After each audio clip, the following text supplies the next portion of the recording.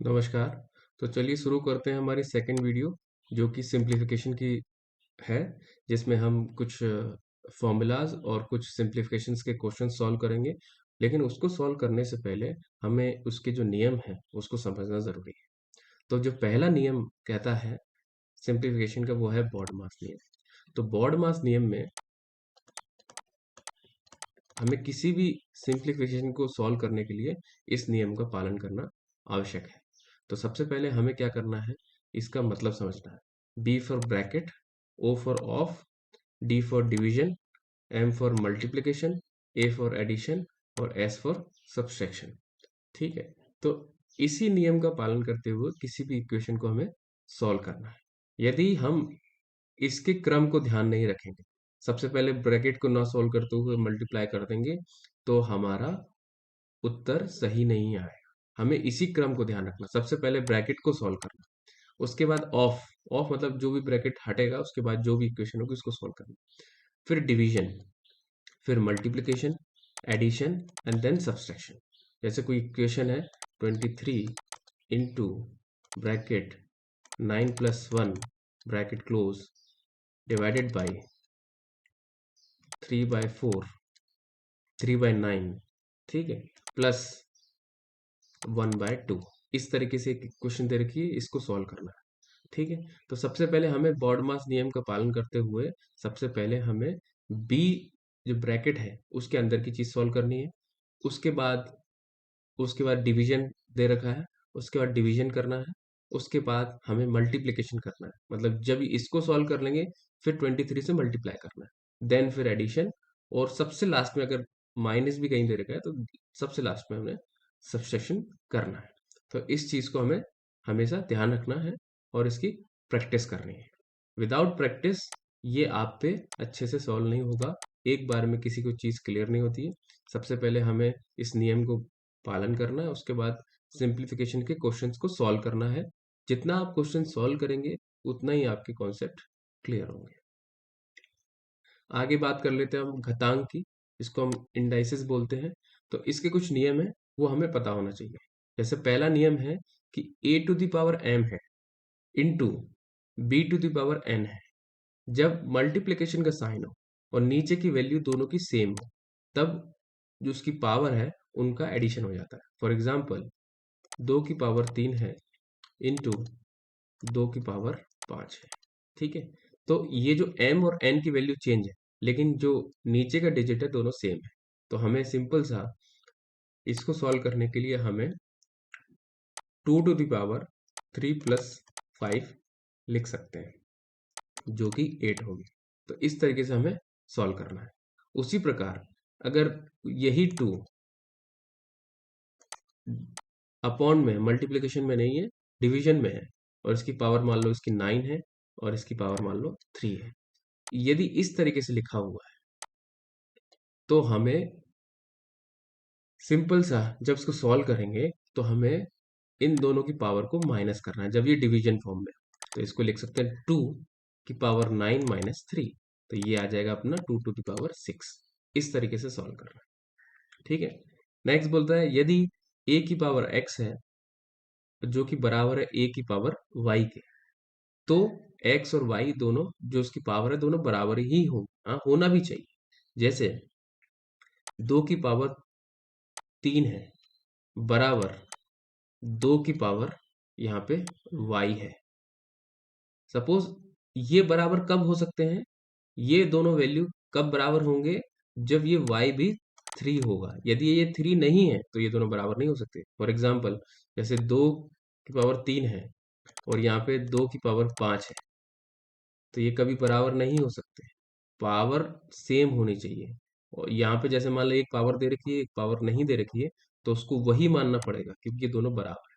जब हम सिंप्लीफिकेशन के क्वेश्चंस को सॉल्व करेंगे तो ये सब जो हम फॉर्मूला पढ़ रहे हैं वो काफी ज्यादा, और कॉन्सेप्ट पढ़ रहे हैं काफी ज्यादा आपको काम आएंगे। यदि ये याद नहीं है आपको तो आप सॉल्व नहीं कर पाएंगे। तो सबसे पहले इन फॉर्मूलों को आपको याद रखना है ताकि आप जब आप सिंप्लीफिकेशन के क्वेश्चंस को सॉल्व करो तो वो इजीली सॉल्व हो जाए।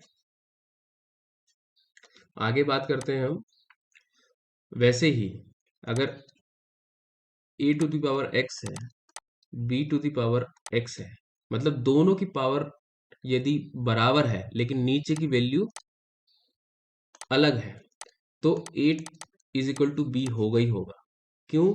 क्योंकि दोनों की पावर एक है और साथ में इक्वल का साइन लगा हुआ है। ठीक है, जब इक्वल का साइन लगेगा तो ये माना जाएगा कि ए बराबर बी होगा ही होगा। यदि ऐसे कोई वैल्यू ले रखी है फिर ब्रैकेट में एन लिखा हुआ है, मतलब ए की कोई पावर एम है, फिर ब्रैकेट क्लोज है, फिर उस ब्रैकेट की पावर एन है, तो जब वो ब्रैकेट को हटाएंगे, जब सिंप्लीफिकेशन के क्वेश्चन सॉल्व करेंगे, जब वो ब्रैकेट हटेगा तो ए एम इंटू एन होगा, इसका मल्टीप्लीकेशन होगा ना कि एडिशन होगा, ये ध्यान रखना। ठीक है, आगे बात कर लेते हैं।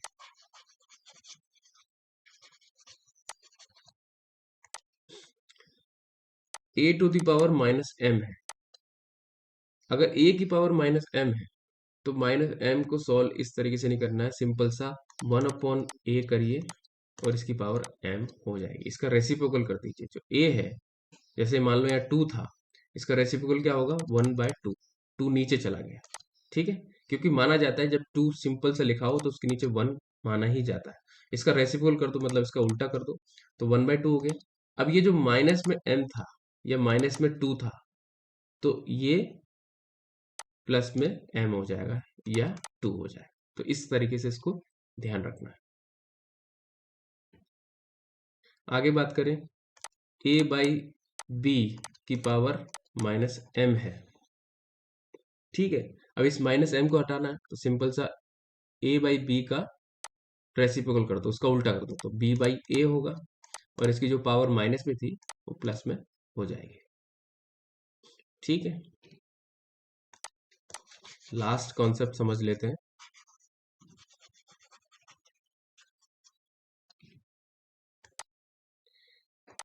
a की पावर 0 है तो उसको 0 नहीं माना जाएगा, उसको 1 माना जाएगा। जैसे 2 की पावर 0 है तो उसको 1 माना जाएगा, ना कि 0 और ना ही 2। ठीक है, ये ध्यान रखना है। लेकिन a की पावर 1 होगी तो उसको a माना जाएगा। ठीक है, ना तो 1 माना जाएगा। ठीक है, ये ध्यान रखना है। जैसे 2 की पावर 1 है तो उसको 2 माना जाएगा, 3 की पावर 1 है तो उसको 3 माना जाएगा, 4 की पावर 1 है तो उसको 4 माना जाएगा। ये अपन को ध्यान रखना है। लेकिन अगर 4 की पावर 0 है तो उसको 1 माना जाएगा, 2 की पावर 0 है तो उसको 1 माना जाएगा, ये ध्यान रखना। ठीक है, आगे बात करते हैं हम सर्ट्स की। सर्ट्स भी कुछ नियम्स है, वो हमें ध्यान रखना है।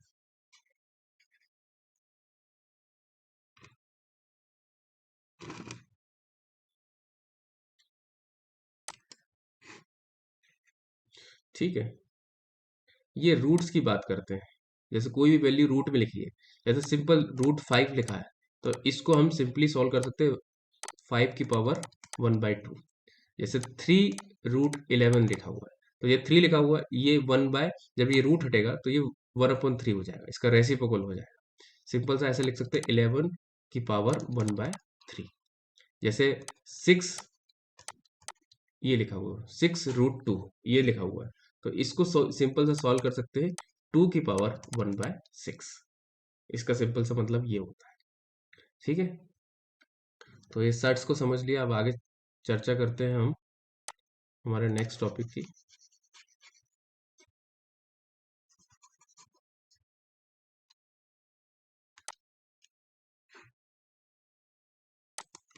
कुछ बीज गणित के नियम है जो कि सिंप्लीफिकेशन में सिंपल सा कोई दे रखा होता है और इजीली उसको सॉल्व कर सकते हैं।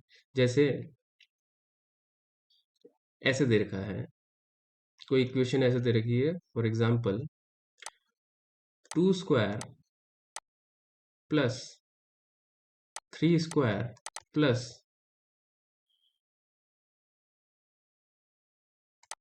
12, ऐसे कोई इक्वेशन दे रखी है, इसको सॉल्व करना है।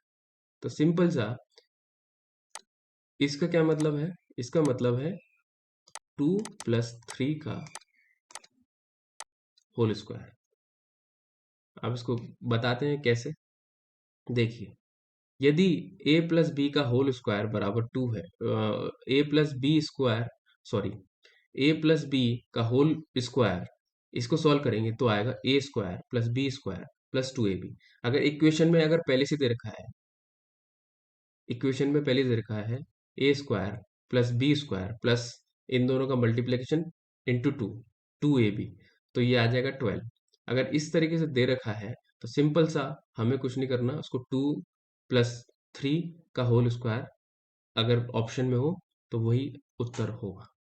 तो इस तरीके से हमें ये काफ़ी ज़्यादा जो इक्वेशंस है वो ज़्यादा याद होंगी, तो इजीली हम क्वेश्चंस को समझ सकते हैं कि वो किस बीज गणित के फॉर्मूला को यहाँ पे यूज किया गया है, और सिंपल सा हम आंसर निकाल सकते हैं।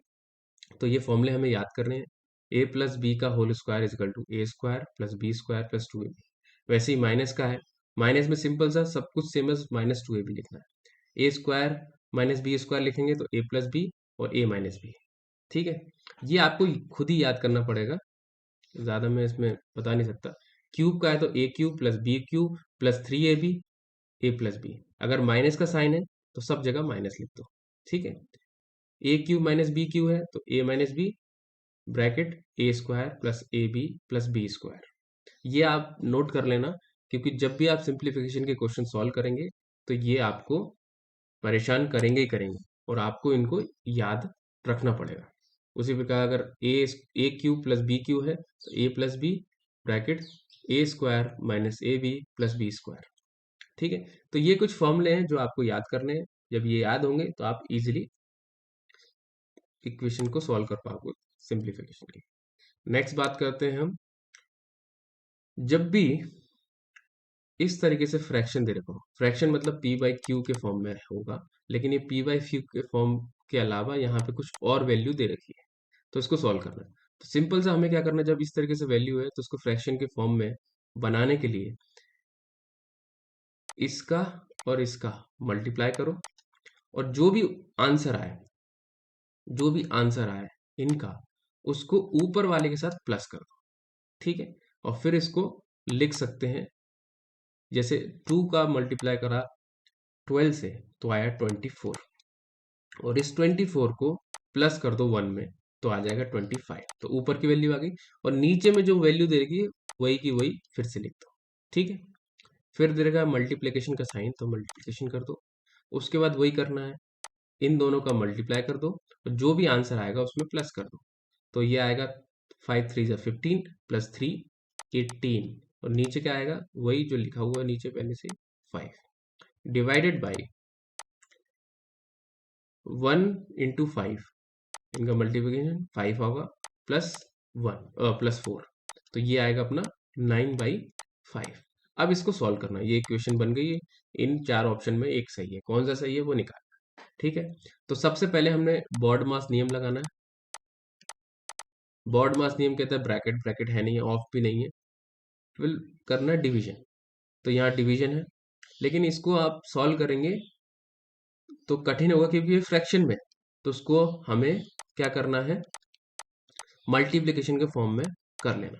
और जब भी हम डिवीजन की जगह मल्टीप्लिकेशन लगाते हैं तो हमें इसका रेसिप्रोकल करना पड़ता है, मतलब उल्टा लिखना पड़ेगा इसको, मतलब नीचे की वैल्यू ऊपर जाएगी और ऊपर की वैल्यू नीचे आएगी, तो यह मल्टीप्लिकेशन का साइन आ जाएगा। तो यहाँ लिख सकते हैं 5/9 उल्टा लिख दिया, इंटू 25/2। अब इसको सॉल्व कर लें, 5 से 5 कट रहा है, 9 के टेबल में 18 दो बार आता है, ये कट गया, और 2 से 2 कट गया, तो उत्तर आया हमारा 25। यहाँ मैच कर लो, 25 मिल रहा है, डी ऑप्शन राइट है।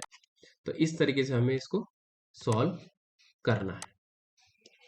यदि बॉड मास के नियम आपको याद है तो आप इजीली से इसको सॉल्व कर सकते हैं। तो सबसे पहले ये जितने भी इक्वेशन दे रखी थी, बॉड मास के नियम थे, वो आपको याद रखने हैं, तो आप इजीली उसको सॉल्व कर सकते हैं। नेक्स्ट बात करते हैं हम, ये दे रखा है 3 बार दे रखा है, मान लो इसको ऐसे सॉल्व करेंगे, दो ही इसमें डिजिट दे रखी है जो कई बार मल्टीप्लाई है और कई बार एडिशन है। तो सिंपल सा 8.73 इसको मान लो ए, और 4.27 इसको मान लो b। ठीक है, अब इसको एक इक्वेशन के फॉर्म में सॉल्व करना है। तो हमें ये इक्वेशन काफी दे रखी थी, ए को मान लिया अपने ए और एक को मान लिया बी। अब इसको इस इक्वेशन में सॉल्व करना है।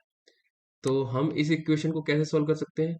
ए 3 बार है तो ए क्यू प्लस ये भी 3 बार है तो पी क्यू डिवाइडेड बाई ये 2 बार है तो ए स्क्वायर माइनस फिर क्या है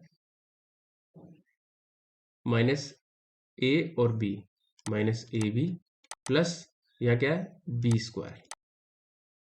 ठीक है, ये लिख दिया। अब हमें पता होना चाहिए कि ए क्यू प्लस बी क्यू का एक फॉर्मूला होता है जो हम यहाँ देख सकते हैं। A cube plus B cube का एक फॉर्मूला है जिसको बोलते हैं A plus B A square minus A B plus B square. ये फॉर्मूला ये हमें याद होगा तो इजीली सॉल्व हो जाएगा।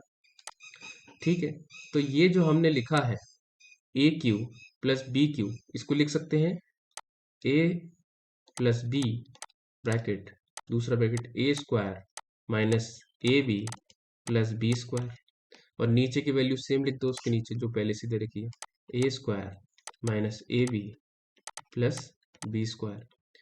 अब आपको समझ में आ रहा है कि A square minus A B plus B square यहाँ भी सेम वैल्यू दे रखी है A square minus A B plus B square, है ना। अब इन दोनों को इजीली काट सकते हैं, दोनों बराबर है। ठीक है, अब हमारा सिंपल से क्या बचा a प्लस बी। अब इसको सॉल्व कर लो। a हमारा क्या था 8.73 लिख दो 8.73 प्लस b क्या था 4.27। अब दोनों को सॉल्व करेंगे तो आंसर आएगा हमारा 13। बस ये 13 देख लो, 13 कहाँ पे है, सी ऑप्शन हमारा राइट है। तो इस तरीके से हमें ये सॉल्व करना है। यदि आपको ये फॉर्मूला याद है तो आपके लिए ये बच्चों का खेल है।